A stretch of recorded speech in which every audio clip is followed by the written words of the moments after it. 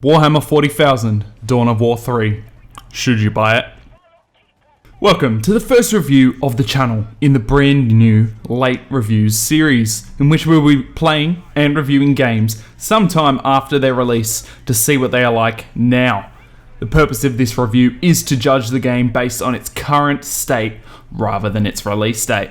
If this review helps you in any way or you want to see more, make sure to leave a like or subscribe to the channel. Just to start off this video before we jump into the actual review, I just want to let you know that I put a lot of weight and reference to a lot of the older Dawn of War games, so if you haven't played those, this might not make complete sense to you.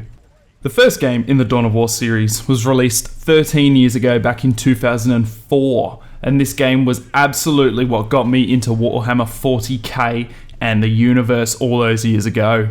Since then, I've played all the Dawn of War games since, from Winter Assault all the way up to Dawn of War 2 Retribution.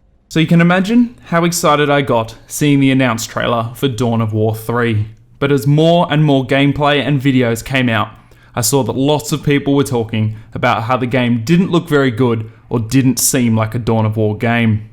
Throughout all of this talk, I still stayed positive that this game was going to be awesome. It's safe to say I was definitely aboard the hype train, chugging along quite happily. When the game eventually came out, I decided to wait a few days before buying it, just in case it wasn't as good as I had hoped. And I've been burnt by buying games on release before. No Man's Sky. So I checked the Steam reviews and YouTube for all the Dawn of War 3 reviews I could find, and sadly, what I found derailed my train very quickly. So I didn't end up buying this game. I constantly struggled with whether to purchase it or not until it eventually fell out of my mind. That was until a few days ago when one of my favourite websites, Humble Bundle, released the game for their December monthly bundle, as well as 2 other games. And I thought, why not get Dawn of War 3 and 2 other games for only $12? Also, this video is not sponsored by Humble Bundle. Let's talk about what I thought of this game. First off, in my opinion, which is one of the most disappointing things about this game, despite being out for 8 months, this game still only has 3 playable factions or races, the same amount it had when it came out. Those 3 races are Space Marine, Orcs, and you guessed it, the Eldar. Both Dawn of War 1 and Dawn of War 2 shipped with 4 races, and since this has been such a big complaint of this game since it came out, it seems absolutely mad to me that they haven't added in a single new race yet. Give us Necrons or Tau or even Chaos, as long as it's a new race to play. Next up is the campaign. Now, although I have only played through about 3 missions of it, I've already become bored of it. You basically play as all 3 races across different missions. The biggest issue with the campaign is that it is incredibly hero focused and linear. Basically, your boss character is your main guy, and all the units you build are kind of just there to stop him from dying. Although at times it feels as if your hero doesn't even need the other units, considering their size and crazy health, damage, and abilities. That's right, your Gabriel Angelos literally towers over your other Space Marines and can jump across caverns like a leaping angel.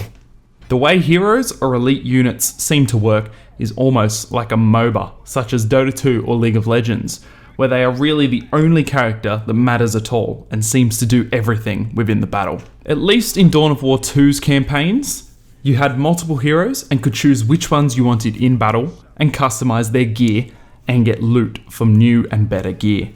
Personally, my favourite campaign so far in a Dawn of War game was that of Dark Crusade, where you basically choose specific parts of a planet to attack with your chosen race and aim to destroy the other races and claim the planet. I had so much fun completing this campaign over and over and over and over with all 7 races. This campaign, unfortunately for Dawn of War 3, follows a very linear path and really doesn't provide you with any choice like the previous campaigns did. And before you say you should finish the campaign before you judge it, the fact that I got bored on mission 3 out of 17 should tell you enough about how I feel about the campaign. I then jumped into a skirmish mode with some AI bots, where I discovered a pleasant surprise. Somewhere between the release of this game and now, the classic game mode known as Annihilate was added to the multiplayer of this game. Annihilate is basically we have to destroy all the enemy's key structures and their structures that create units. So I imagine they added it between now and then, which is pretty cool. So of course, this is the game mode I went for.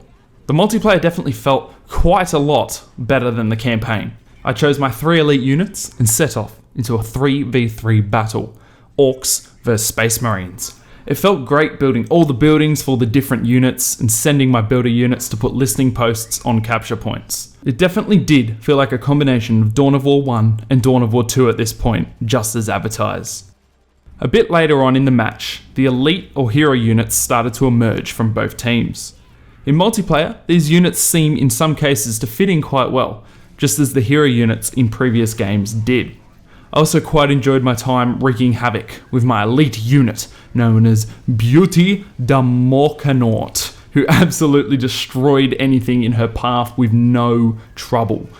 She might even be a bit OP, but I was up against casual bots. There are also 10 different elite units per race that are usable within multiplayer, which helps add some variety to each battle, as well as various skins and paint jobs for each unit. There is currently about 16 multiplayer maps, which are split into 1v1, 2v2, and 3v3 with no opportunity for uneven teams or 6 solo players all facing off against each other, which was my favourite type of skirmish mode to do back in the original Dawn of War.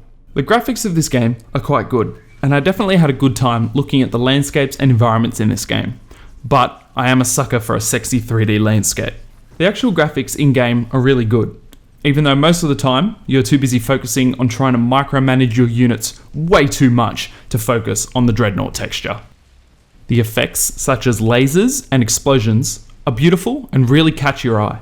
The performance of this game is also quite good. I was running the game at 2560 by 1440 with a GTX 1080 and maintained an average frame rate of around 80 plus frames. If you are thinking about this game as a starting point for Dawn of War games or for RTS games, then I would definitely say to instead head over to Dawn of War 1 and start with that. Now, after all of that, the verdict.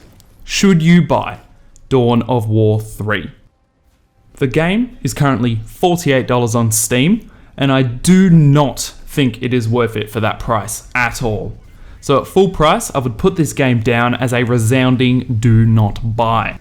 If after watching this review, you still want to buy the game or try it out, I highly recommend either waiting for the game to go on a massive sale, maybe down to $20 or so, or doing what I did and heading over to Humble Bundle, the link will be in the description, and getting this game along with 2 others for $12.